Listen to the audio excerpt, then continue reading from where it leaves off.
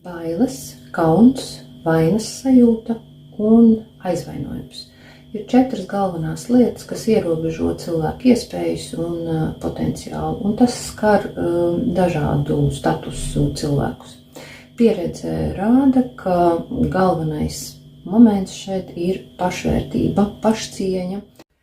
Un šeit tad ar pašvērtību un robežu nolikšanu var strādāt divējādi, var izmantot metodi zobs pret zobu, bet var arī iet to ceļu, kur cilvēks atcerās sevi patieso, savu patieso vērtību, atcerās savu būtību un ļaujas, ka procesi risinās citā līmenī. Un šeit, protams, ir nepieciešama palīdzība no malas, un tieši tas ir tas, ko es jums varu piedāvāt. Jo daudzu gadu pieredze pierāda, ka galvenā problēma ir tajā, ka cilvēks neapzinās, kas viņš patiesībā ir. Potenciāls var būt noslēpies zem naida, zem dusmām, zem atriebības, un agri vai vēl tas pašu cilvēku iedzen strupceļā.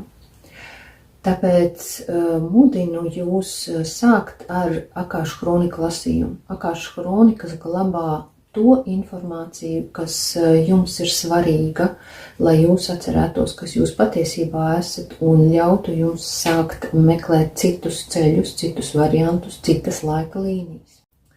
Savukārt sesijā es palīdzu cilvēkam sajust sevi smalkākos apziņas līmeņos, jo tur glabājas īstā un patiesā informācija, īstā un patiesā zināšana, un mēs kopīgi strādājam pie procesiem, kas palīdz atgūt cilvēkam sevi patieso.